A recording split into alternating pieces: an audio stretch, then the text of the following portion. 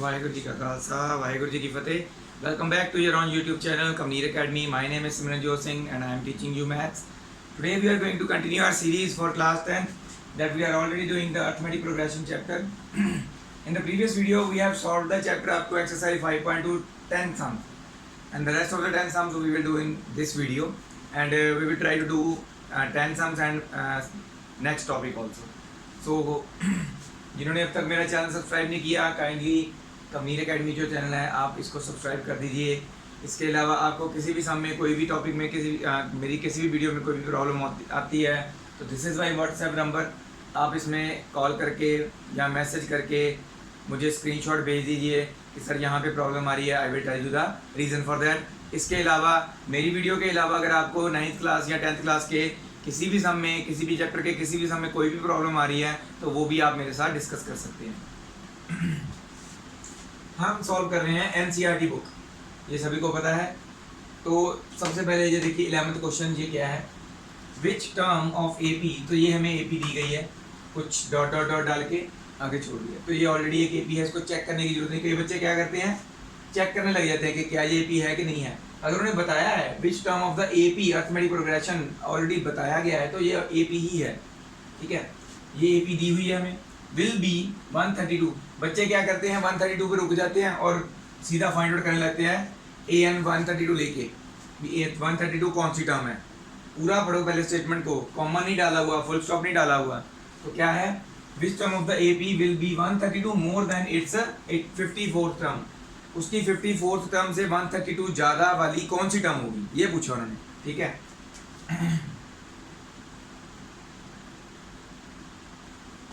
सबसे पहले तो एपी लिखेंगे 3, 15, 27, 39 डॉट डॉट डॉट. ओके, अब उन्होंने क्या इसमें से ए निकाल लो. A is 3, B is A2 minus A1 that is 15 minus 3, तो कितना आ जाएगा 1. डी भी आ गया हमारे पास. Now A T Q means according to question. Question हमें क्या दिया गया है, कौन सी टर्म, हमें टर्म नहीं पता, जो हमने फाइंड आउट करनी है हमें नहीं पता. A N is equal to कौन सी टर्म 54th टर्म से 132 ज़्यादा होगी. ठीक है, यहाँ पे हम using general form of an A P. क्या है जनरल फॉर्म, ए एन की फॉर्मूला क्या है, A into N minus 1 A plus N minus 1 into D is equal to A 54 को हम कैसे लिख सकते हैं, मैंने ऑलरेडी बताया था, ए प्लस 53 डी. ठीक है, जब हमें पता हो कौन सी टर्म तो बस एक कम करके 53 के मतलब हमने डी के साथ मल्टीप्लाई कर दिया और 132 एज इट इज. तो हमने इसको ऐसे लिख दिया 54 वाली 54 को ए 54 को ऐसे लिख दिया, 132 ऐसे ही सेम. वैसे तो इस क्वेश्चन में ए की वैल्यू फाइंड आउट कर लिखने का फ़ायदा नहीं है क्योंकि वो तो कट ही हो जाएगी. तो फिर भी चलो देखते हैं, जितना हो सके हम करने की कोशिश करेंगे. सिर्फ डी की वैल्यू पुट करने की जरूरत पड़ती है वैसे तो. चलो दोनों पुट कर लो. ए 3 है, डी को अंदर मल्टीप्लाई कर दी, एन डी माइनस डी. या फिर ना भी मल्टीप्लाई करो, एन माइनस 1 इंटू डी कितना है हमारा 12. यहाँ पे भी ए 3 है, 53 इंटू डी कितना है 12 प्लस 150. ठीक है, बस ये 3 उधर ले जाओ और ये जो मल्टीप्लाई हो रहा है वो भी ये दोनों मल्टीप्लाई करने हैं. ठीक है, तो यहाँ पे आ जाएगा n minus 1 into 12 is equal to 3 plus इसको मल्टीप्लाई करेंगे तो क्या आएगा 53 और 12 को.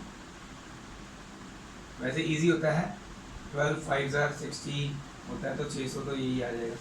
12 1 12 12 24 12 3 36 636 आएगा. क्या 2 पार्ट्स में तोड़ लिया ना मैंने 50 को 53 को 50 और 3. पहले 12 को 550 के साथ मल्टीप्लाई किया 600 आ गया, 12 को 3 के साथ किया 36 आ गया, ऐड कर दिया दोनों.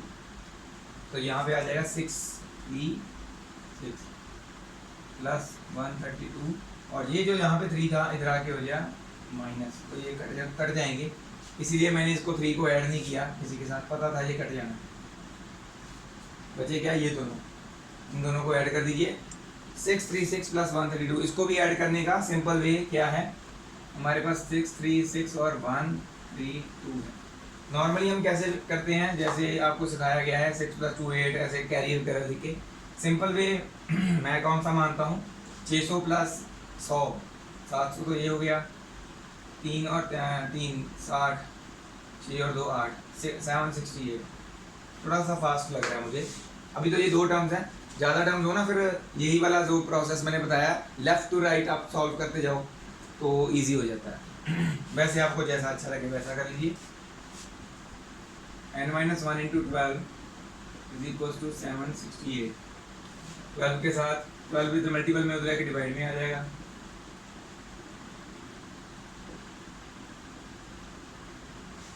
ट्वेल्व 1 का 12, 12 को 24, 12 3 36, 12 4 48, 12 5 60, 12 6 72, 4 बचा, 12 4 48, सो 64 हमारे पास यहाँ पे आ गया। -1 उधर जाके हो जाएगा प्लस का, यहाँ से वैसे ब्रैकेट अभी हटा सकते हैं क्योंकि मल्टीपल में जो 12 था वो तो चला गया ना उधर, तो -1 उधर जाके हो जाएगा प्लस 64 के साथ, तो n = 65। So 65th term is 132 more than its 54th term। हमारा ये आंसर है, बाकी जो फालतू है उसको आप रब कर सकते हो, ये जस्ट कैलकुलेशन के लिए लिखा था।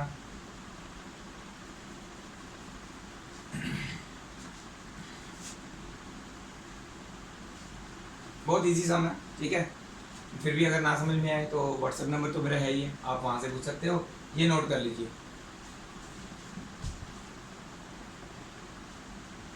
This is our 12th sum of this exercise. तो ये 12th सम मैं बोल देता हूँ। 2 APs have same common difference, 2 अलग अलग APs दी हुई हैं हमें, मतलब हमें लेट ही करनी पड़ेगी, दी नहीं हुई प्रॉपर। उनका कॉमन डिफरेंस पर सेम दिया हुआ है। The difference between their 100th terms is 100। उन दोनों की 100 वाली टर्म जो है ना, उनमें डिफरेंस कितना है 100। What will be the difference between there 1000th terms, ठीक है। तो ये जो मैं डिफरेंस BIFF लिखा है बिटवीन BTW, तो ये ध्यान में रखना है, शॉर्ट फॉर्म में लिखता हूँ कई बार मैं।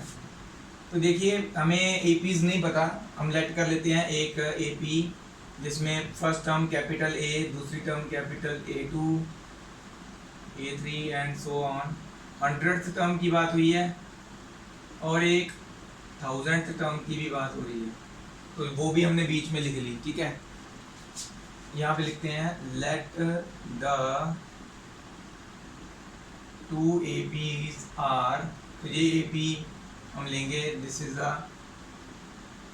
फर्स्ट AP, सेकेंड AP हम लेंगे स्मॉल वाली A1, A2, A3 dot dot dot, और हमें 100th टर्म बोली है इसकी भी, और 1000th टर्म में डिफरेंस निकालना है।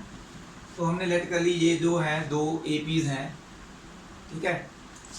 The difference between their 100th term, मतलब कि इसकी 100th टर्म और इसकी 100th टर्म में डिफरेंस जो है, मतलब capital A 100 minus small A 100 is equal to 100, ठीक है।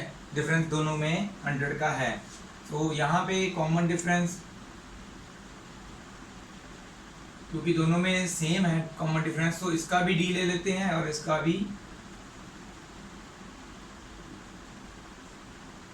D, ठीक है। दोनों में कॉमन डिफरेंस सेम है, तो ये दोनों का डिफरेंस हमने DD ले लिया, स्मॉल d ले लिया। The difference between their 100th terms, मतलब के according to question capital A 100 minus small A 100 is equal to 100। Difference between their 100th term, मतलब इसकी 100th टर्म और इसकी 100th टर्म के बीच में डिफरेंस कितना है 100 का, ये दिया हुआ है। तो जस्ट हम क्या करेंगे, वैल्यूज पुट करो। इसकी जनरल फॉर्म हमने ए जो कोई भी टर्म ऐसे लिखते हैं ना, A100 हम कैसे लिखते हैं, अगर लिखनी होती है ये वाली तो लिखते हैं हम A प्लस 99D, ऐसे लिखते हैं ना। तो ए हम किसको लिखते हैं, फर्स्ट टर्म को। तो यहाँ पे हमारी फर्स्ट टर्म A1 है, तो हम लिखेंगे A1 प्लस 99 स्मॉल डी। इसीलिए ऐसे अगर हमारे पास कैपिटल A100 है तो हमारी first term A1 capital A1 है, तो यहाँ पे कैपिटल A1 99 स्मॉल डी ही आएगा, क्योंकि कॉमन डिफरेंस सेम है। तो यहाँ पे लिखेंगे इसको, ठीक है।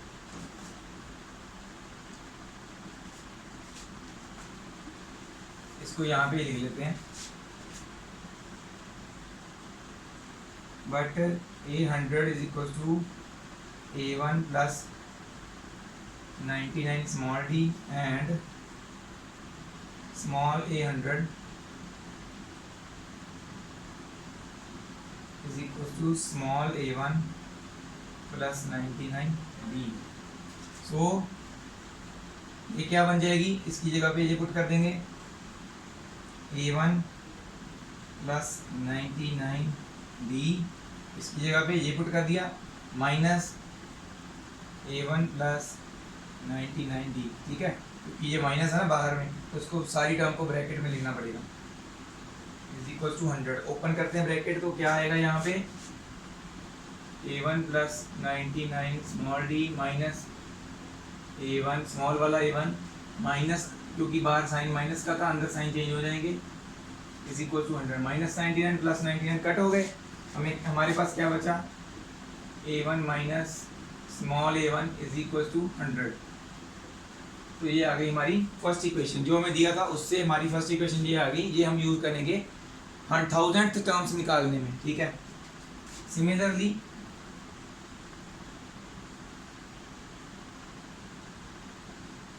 A 1000th term minus A small A 1000th term, अब इनकी भी जनरल फॉर्म लिखेंगे। अब इसके इक्वल कुछ नहीं दिया हुआ, तो इनका जो जनरल फॉर्म है इक्वल टू के बाद लिखेंगे, ठीक है। Is equal to A1 plus 1000 से एक माइनस करेंगे 999D आएगा, और माइनस ब्रैकेट स्टार्ट, अब इसकी बारी है A1 plus 999D bracket close. मतलब कि जो यहाँ पे लिखना था ना, तो मैंने यहाँ पे लिखा है, इसका ध्यान रखना है। माइनस के बाद जो लिखना था वो मैंने नीचे लिखा, जगह ना होने के कारण। तो ये चीज़ तो हमने फाइंड आउट करनी है, दोबारा लिखने की जरूरत नहीं। इक्वल टू के बाद वाले लिखो, equal to A1 plus 999D। अब इसकी माइनस के बाद ये चीज़ ब्रैकेट में, तो ऊपर करेंगे तो अंदर वाली दोनों चीज़ माइनस की हो जाएंगी, minus A1 minus 999D, minus 999D और प्लस 999D फिर से कट हो गए, तो हमारे पास क्या बचा A1 कैपिटल वाला और A1 स्मॉल वाला। तो ठीक है, इधर क्या था लेफ्ट हैंड साइड पे minus A1000 is equal to A1 minus small A1। तो हम first equation A1 minus small A1 किसके बराबर था 100, तो यहाँ पे क्या आ जाएगा 100। फ्रॉम इक्वेशन 1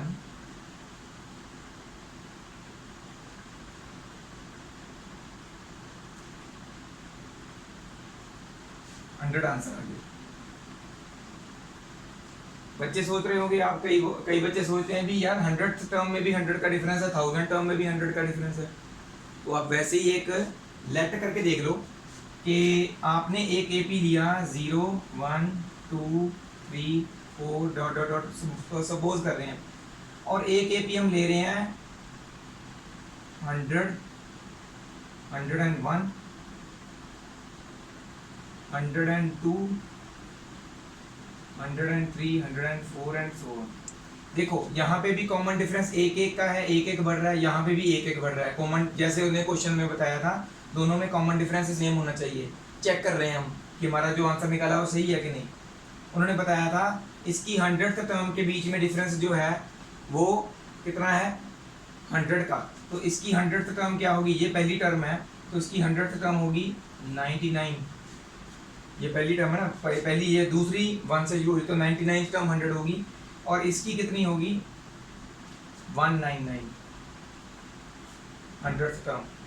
ठीक है, इन दोनों के बीच में डिफरेंस 100 का है, हर एक टर्म के बीच में डिफरेंस 100 है, दोनों पीस को कंपेयर करते हैं तो इसका मतलब हर एक टर्म के बीच में अगर डिफरेंस 100 का है तो 1000 टर्म ले लो चाहे 2000 टर्म ले लो, डिफरेंस तो फिर भी 100 का ही रहेगा ना। तो ये क्वेश्चन चाहे आपको किसी भी टर्म्स के बीच में डिफरेंस वाला पूछा हो, अगर ऐसा क्वेश्चन आए ना कॉमन डिफरेंस सेम है और कोई भी दो टर्म्स जो उन्होंने बताई हैं 100 टर्म बताई चाहे 50th टर्म बताई है, जो डिफरेंस उनमें होगा किसी भी टर्म में वो वही डिफरेंस होगा, ठीक है। तो ये मैं रब कर देता हूँ, जस्ट समझाने के लिए लिखा था। अगर कोई नोट करना चाहता है तो बैक करके थोड़ा सा पॉज करके आप नोट कर लीजिए, जस्ट फॉर एग्जांपल मैंने समझाने के लिए लिखा था ये, अदरवाइज सॉल्यूशन तो यही है जो मैंने सॉल्व किया। तो ये पूरा नोट कर लीजिए, ठीक है। नेक्स्ट करते हैं हम अगला सम। ये हमारे नेक्स्ट टू सम्स 13 एंड 14, इनकी जस्ट मैंने एपी बनानी है और आपने बाकी खुद सॉल्व करना है। एग्जाम्पल में हम कर चुके हैं, एपी भी मैं बता रहा हूँ कैसे बनानी है, क्वेश्चन कैसे भी तरीके से आ सकता है, ठीक है। तो मैं यूनिवर्सल वे से बताऊंगा भी किसी भी तरह का क्वेश्चन आ जाए तो कैसे करना है। How many 3 digit numbers are divisible by 7, अगर यहाँ पे लिखा होता how many 3 digit numbers are multiple of 7 तो भी सेम चीज़ है। मल्टीपल ऑफ 7 में भी हम 7 के टेबल वाले सारे क्वेश्चन सारे नंबर्स देखेंगे और डिविजिबल बाय 7 वाले में भी हम 7 वाले टेबल में आ रहे कौन कौन से नंबर्स हैं वो देखेंगे, ठीक है। तो उन्होंने पूछा क्या है हाउ मेनी 3 डिजिट नंबर्स, तो पहले तो आप देखो 3 डिजिट नंबर्स जो है रफ में लिखना है, क्योंकि हमने एक्चुअल एपी है वो सीधा सॉल्व करके लिखनी है, अभी एक्चुअल एपी क्या आएगी। तो रफ में लिख लेते हैं। 3 डिजिट नंबर स्टार्ट कहाँ से होते हैं 100 से और एंड कहाँ पे होते हैं 999 पे। तो आप चेक कीजिए 100 को 7 के साथ डिवाइड करके क्या ये डिवाइड होगा, ठीक है। 7 1s are 7,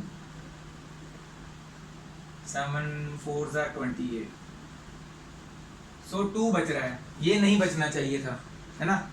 तो दैट मीन्स अगर हम आगे 102 ट्राई करें, ठीक है, 101 ट्राई करें, ऐसे ही आपने 101 ट्राई करना है, 102 भी ट्राई करना है। तो जो नंबर 7 के साथ पूरा डिविजिबल होगा वो आपने एपी की फर्स्ट टर्म लिखनी है 3 डिजिट वाली, ठीक है। तो देखिए यहाँ पे भी 101 अगर करते हैं 7 1s are 7, तो यहाँ पे 31 बचेगा, तब भी ये नहीं जाएगा, है ना। तो कहाँ कब ये होगा कंप्लीट, जब यहाँ पे 35 होगा, 7 5s are 35, है ना। यहाँ पे अगर 35 आएगा ना अगली टर्म 7 5s are 35 तभी होगा, इससे पहले वाले में तो जा नहीं सकते हम। तो ऑब्वियस सी बात है 105 जो है वो डिवाइड होगा 7 के साथ, 7 1s are 7, 35 आ गया, 7 5s are 35। तो पहली टर्म हमारी कौन सी है एपी की 105। तो यहाँ पे हम सॉल्यूशन में क्या लिखेंगे, अकॉर्डिंग टू क्वेश्चन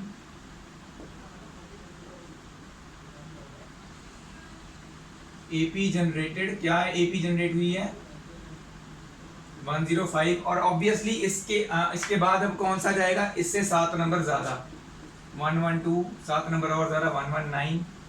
तो ऐसे तो हम काउंट नहीं ना कर सकते 999 तक, ठीक है। 999 तक ऐसे काउंट करना तो डिफिकल्ट है, डॉट डॉट डॉट ले लेते हैं। लास्ट टर्म जो है 7 के साथ कौन सी डिविजिबल होगी वो ढूंढ लेते हैं, पहले 999 को चेक करते हैं। 7 1s are 7, 2 बच रहा है, 7 4s are 28, 1 बच रहा है, 9 आ गया, और 7 2s are 14। तो हमारे पास यहाँ पे 5 फालतू बच रहा है, ये नहीं चाहिए हमें, है ना। तो दैट मीन्स 999 में एक 5 ज़्यादा है, अगर ये ना होता 999 में 5 ज़्यादा तो हमारा पूरा पूरा कट हो जाना था। तो यहाँ पे हमें 5 अगर और 999 को 5 माइनस कर देते हैं तो क्या बचेगा यहाँ पे 994। अगर यहाँ पे 4 होता तो यहाँ पे भी 4 आता कैरी में, अब नेक्स्ट नंबर जो होता तो 7 2s are 14 पूरा पूरा कट हो जाता। तो हमारी जो पीछे से 3 डिजिट वाली लास्ट टर्म होगी 7 के साथ डिविजिबल वो है 994।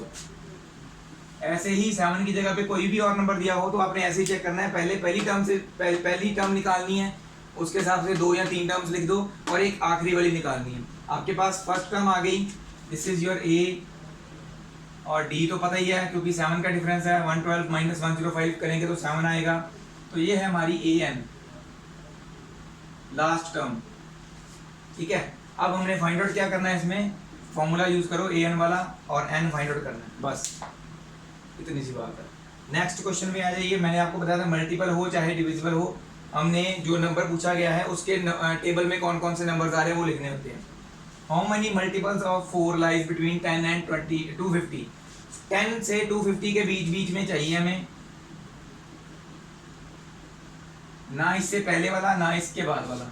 बच्चे क्या करते हैं, 4 का टेबल शुरू कर देते हैं, पहली टर्म 4, दूसरी टर्म 8, फिर तीसरी टर्म 12। गलत पूछा ही उन्होंने 10 से 250 है तो 4 और 8 क्यों आएंगे।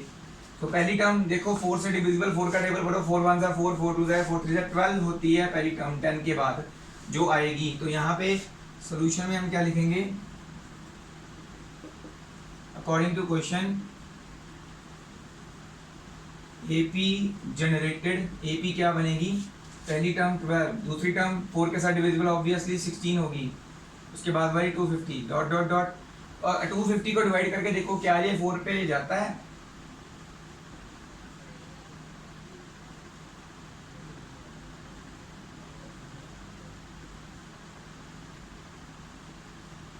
हमारे पास एक 2 फालतू बच रहा है।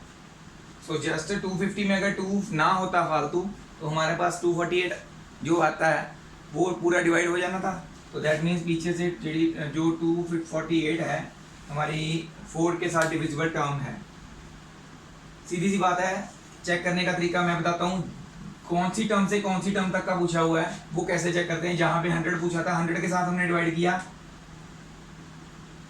7 को, 7 1 7 7 7 4 28। ठीक है, भी अगर यहाँ से देख रहे हैं, पीछे से मतलब फ्रंट से देख रहे हैं तो रिमाइंडर में ऐड करना है। क्या कितना ऐड करना है, जितना ये नंबर है 2 में कितना ऐड करेंगे कि वो 7 बन जाए, 5 ऐड करेंगे। तो इसका मतलब 100 में 5 ऐड करना था, 105 हो गया तो वो कट हो जाएगा। और पीछे से देखना है तो 999 को हमने चेक किया था, हमारे पास रिमाइंडर आया था 5, है ना, हमारे पास रिमाइंडर 5 आया था। तो जो हमारे पास रिमाइंडर यहाँ पे बचता है वो पीछे वाले जो हम नंबर चेक करें लास्ट वाला उसमें से माइनस करना होता है, तो हमारे लास्ट टर्म भी आ जाती है। ऐसा भी इजी वे है समझने का। तो जैसे हमने ये किया वैसे ये भी करना है, इसमें भी n ही फाइंड आउट करना है। जैसे इसमें n फाइंड आउट करना है, इसमें भी n ही फाइंड आउट करना है। ये फर्स्ट टर्म है, D4 है, लास्ट टर्म an ये है, फाइंड आउट करो।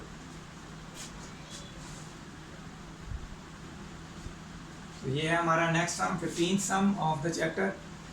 और what value of n are the nth term of AP, 2 APs जो हमें दी गए हैं।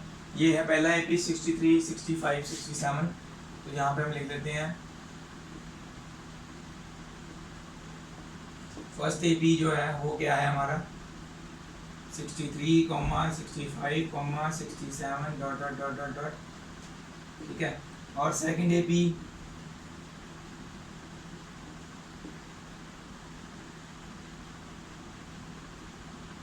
वो हमारा क्या है 3, 10, 17। कह रहे हैं इन दोनों की कौन सी term for what value of n, दोनों की टर्म बराबर होंगी। तो इसकी जो फर्स्ट टर्म है, हमारे पास 2 APs हैं तो इसकी हम फर्स्ट टर्म को A1 लिख लेते हैं, A1 इज इक्वल टू 63। इस या फिर A लिख लो, कैपिटल A। इसकी फर्स्ट टर्म को स्मॉल a लिख लेते हैं, दैट इज 3। इसका कॉमन डिफरेंस कैपिटल D ले लेते हैं। फॉर्मूला तो वही रहेगा, बस हमने कैपिटल और स्मॉल में डिफरेंस रख दिया ताकि हमें पता चल जाए कि दोनों APs में से कौन सी बात हो रही है। Capital D difference 65 minus 63, that is इनमें डिफरेंस 2 है और इसमें डिफरेंस कितना है 10 माइनस 3, दैट इज 7 का। दोनों की nth टर्म जो है कौन सी होगी, क्योंकि वो सेम होनी होएगी ना, तो n दोनों का सेम ही होगा। तो कौन सी दोनों की nth टर्म होगी जो सेम होगी। So according to question capital AN is equal to capital A small an। ठीक है, यूजिंग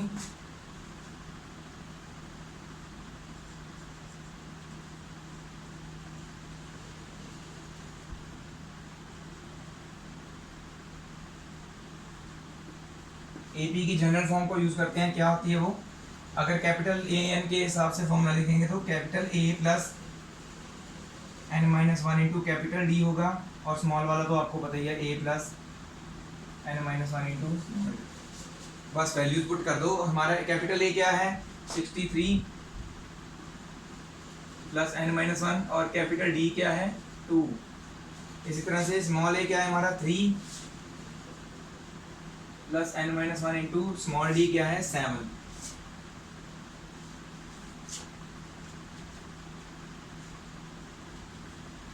तो 63, इसको ब्रैकेट्स ओपन कर दो पहले।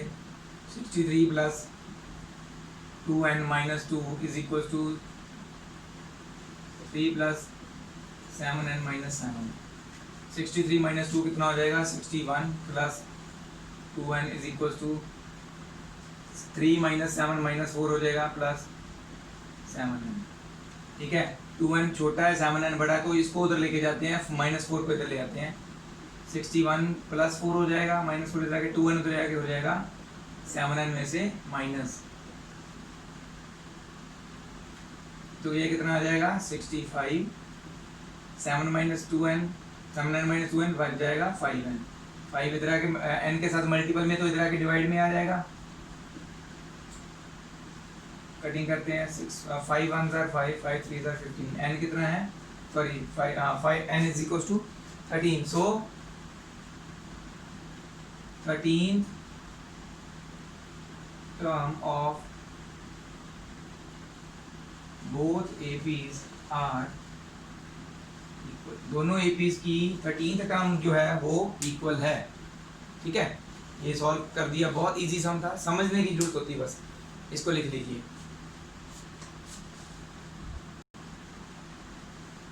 आज की हमारी वीडियो थोड़ी सी लंबी चल रही है, तो कोशिश करेंगे हमारी जो आज की एक्सरसाइज कंप्लीट हो जाए। नेक्स्ट टॉपिक तो लगता है नेक्स्ट वीडियो में हो पाएगा। तो ये देखिए 16 सम है। Determine the AP whose third term is 16 and seventh term exceeds the fifth term by 12। So question बहुत ही इजी है। उन्होंने A3 दिया हुआ है हमें 16, और सेवन्थ टर्म कितनी दी हुई है फिफ्थ टर्म से 12 ज़्यादा, फिफ्थ A5 प्लस 12। ठीक है, बस सिंपल है। इसमें क्या करना है, A3 को हम लिख सकते हैं A plus 2D is equal to 16, है ना। A3 की जगह पे A प्लस 2D आ गया, इक्वल टू 16 तो था ही। और इसको लिख सकते हैं A7 को A प्लस 6D, और A5 को क्या लिख सकते हैं A प्लस 4D, प्लस 12 तो उसके साथ है ही।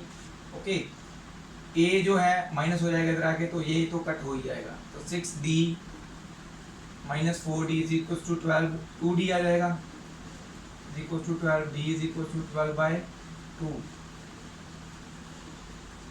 इसको कर दो यहाँ पे पुट, इसको 1 ले लो, put in 1 A plus 2 into 6 is equal to 16, A plus 2 6 to the 12 is equal to 16, A is equal to 16 minus 12। A आ गया और D भी आ गया। AP डिटरमिन कर लेंगे। पहली टर्म क्या होती है A1 तो हमारे पास है ही, है ना। A2 निकालनी है, A3 निकालनी है, ज़्यादा से ज़्यादा A4 निकाल दो। तीनों टर्म्स आपने खुद सॉल्व करनी है। ये होती है A प्लस D, ये होती है A प्लस 2D, ये होती है A प्लस 3D। निकाल के जो भी इसके आंसर्स आएंगे आपने A1 यहाँ पे comma A2 comma A3 comma A4 लिख के कॉमा डाल के dot dot dot, so this is the AP, ऐसे लिख देना है। ठीक है, सिंपल है बहुत सम, इसलिए मैंने थोड़ा फास्ट करवाया है। आप खुद करना है, या इतना सा सॉल्व आपने खुद करना है, जितना मैंने छोड़ा बाकी तो कर दिया। ठीक है, दीज आर द नेक्स्ट 2 सम। इसके बाद भी जो 2 सम बचे हैं इस एक्सरसाइज के, वो बहुत ही सिंपल है। उनकी जस्ट मैंने AP आपको बना के दिखानी है कैसे होगी, सॉल्व आप खुद कर लेंगे, बहुत इजी सम्स हैं वो।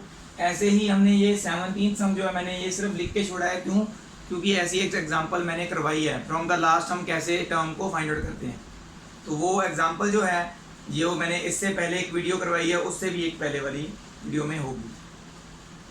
जो बच्चों ने तो वो की है वो ईजिली कर लेंगे सम को, जिन्होंने नहीं की या नहीं पता तो आप मुझे मैसेज कर दीजिए इस नंबर पे, मैं आपको वो वीडियो जो है उसका लिंक सेंड कर दूँगा, तो आप वहाँ से उसको देख लीजिएगा वो कैसे सॉल्व किया है मैंने। ठीक है, प्रैक्टिस हो जाएगी इसलिए छोड़ रहा हूँ। 20th टर्म 2 बार लिख दिया मैंने वैसे, sorry. 20th term from the last term of the AP, ये हमारी एपी है, पीछे से 20th टर्म देखनी है, तो रिवर्स वाला जो हमने किया था रिवर्सिंग द एपी वाला वो वैसे ही करना है। The sum of the 4th and 8th term of an AP, तो ये भी मैं जस्ट बताने वाला हूँ, A4 plus A8 is equal to 24 दिया हुआ है, और हमें दिया है A6 plus A10 is equal to 44। इनकी जनरल फॉर्म्स में इनको लिख के दो इक्वेशंस बन जाएंगी हमारे पास, सॉल्व करना है और A और D की वैल्यूज निकालनी है।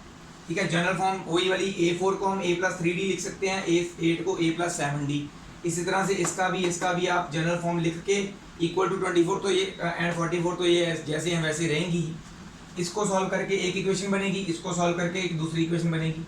बाय एलिमिनेशन मेथड A और D दोनों को फाइंड आउट कर लेना है, और फर्स्ट 3 टर्म्स पूछी हमने, A1 A2 एंड A3 निकाल लेंगे। A1 तो निकल ही आएगा, A1 A ही होता है, A2 और A3 निकाल लेंगे जस्ट।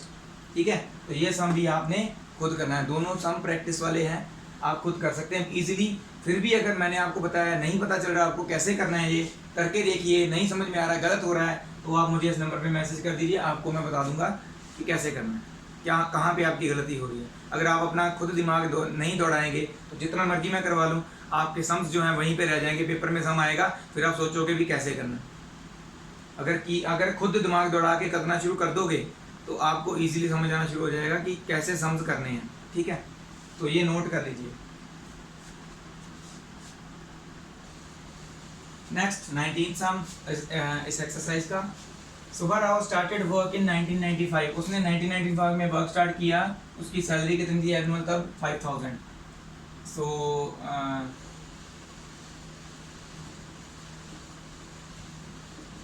सुबह राव सैलरी इन 1995 कितनी थी, ₹5000। हर साल उसको इंक्रीमेंट लगता है 200 रुपये का, तो दैट मीन्स सुबह राव सैलरी इन 1996 कितनी होगी, 200 रुपये बढ़ जाएंगे इसमें। उसके बाद सुबह राव सैलरी इन 1997 कितनी होगी, 5400। सो ये हमारी एपी जनरेट होगी एक तरह से। तो AP is 5000, 5200, 5400। उन्होंने पूछा है कब उसकी सैलरी 7000 पहुंच जाएगी, दैट मीन्स कौन से ईयर में। AN हमें दिया गया है डॉट डॉट डॉट, किसी एक साल में उसकी सैलरी 7000 हो गई होगी, वो नहीं हमें पता कौन से ईयर में हुई है। AN हमारे पास है, A हमारे पास है 5000, 200 का इंक्रीमेंट हो रहा है, तो D हमारे पास है 5200 माइनस 5000, तो दैट विल बी 200। सो यहाँ पे देखिए साफ पता चल रहा है N फाइंड आउट करना है। AN हमारे पास है, A है, D है, N फाइंड आउट करना है, कितने साल बाद उसकी सैलरी इतनी हो जाएगी। सपोज करो मान लेते हैं, वैसे तो नहीं पता, चलो 10 साल बाद मान लेते हैं, N इक्वल टू 10 आ जाता है, तो कौन से ईयर में होगी। मोस्टली बच्चे क्या करते हैं 1995 में 10 ऐड कर देते हैं, तो कहते हैं भी 2005 में होगी उसकी सैलरी। ऐसा नहीं है, देखो 1995 में उसकी सैलरी थी 5000, तो 1995 के बाद लिखना शुरू करो, 96, 97, 98, 99, इसके बाद 2000 ईयर आ जाता है, 2001, 01 मैं लिख देता हूँ, 01, 02, 03, 04, काउंट करो, पहला साल ये है, n इज इक्वल टू 1 ये है, उसके बाद 2, 3, 4, 5, 6, 7, 8, 9, 10, मतलब कि 2004 में उसकी सैलरी, अगर हमारा n इज इक्वल टू 10 आता है तो उसकी सैलरी 7000 होगी, ना कि आपने सीधा n जो है इसमें ईयर में ऐड करके तो वो ईयर लिख देना है, ऐसा नहीं है, एक ईयर कम लिखना है। अगर ऐड कर भी रहे हो तो एक ईयर कम लिखना है, क्योंकि पहले साल तो उसकी सैलरी 5000 थी ना, वो इंक्रीमेंट कब से हुआ, अगले साल से। ठीक है, तो ये 2005 नहीं 2004 में उसकी सैलरी, अगर N10 आता तो 2004 में उसकी सैलरी 7000 होती। ठीक है, तो इस बात का ध्यान रखना बस। ठीक है, ये आप नोट कर लीजिए। ये हमारा नेक्स्ट सम और लास्ट सम इस एक्सरसाइज का, इसके बाद हमारी वीडियो खत्म, और नेक्स्ट वीडियो में हम करेंगे next topic. Ramkali saved ₹5 in the first week, पहले वीक में उसने 5 रुपये सेव किए। रामकली saved in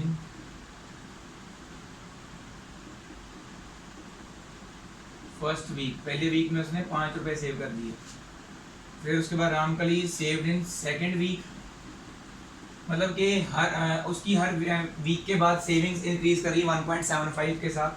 सो 5 में 1.75 ऐड कर देना है, 5.00 ले लेंगे, सो इट बिकम 6.75। सो अगले वीक में उसकी सेविंग्स कितनी होगी? 6.75 टोटल, अब इंक्रीज हो रही है। थर्ड वीक में कितनी होगी? 6.75 में भी 1.75 ऐड कर देते हैं।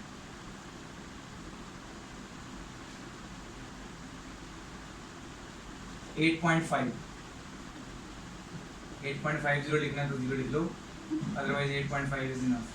सो ये पहले 3 वीक्स के लिए। इसी तरह से अगर वो बोल रहे हैं किसी एक वीक nth वीक में जाके उसकी सेविंग कितनी होगी, रामकली सेव्ड nth वीक, हमें नहीं पता कौन से वीक में उसकी सेविंग्स 20.75 होगी, तो वो कौन सा वीक है? एपी क्या आ गई? So AP is 5, 6.75, 8.5 dot dot dot 20.75, और हमारे पास ए है, डी हमें पता है 1.75 डिफरेंस तो नहीं रहेगा ना 1.75 का। Last term A N given है, एन निकालना है कितने वीक्स की के बाद इसकी सेविंग कितनी हो जाएगी। ठीक है, तो ये था आपका लास्ट सम। थोड़ा साइड में हो जाता हूँ मैं, आप जो ये सम है आप ये नोट कर सकते हैं। ठीक है, पूरे का पूरा सम आपने इसको नोट कर लेना। ठीक है, स्क्रीनशॉट आप ले लीजिए, चाहे आप पॉज करके लिख लीजिए। ठीक है, इसी के साथ हमारा जो आज का सेशन है वो कंप्लीट होता है, हमारे आज का जो एक्सरसाइज कंप्लीट होती है। और अगर हम नेक्स्ट वीडियो में करेंगे तो करेंगे नेक्स्ट टॉपिक। ठीक है, so thank you very much to everyone for watching my video at the end, and keep on watching my channel so that I can teach you maths in more and more simpler way. Thank you very much again to all the viewers. Waheguru ji का खालसा, वाहेगुरु जी की फतेह।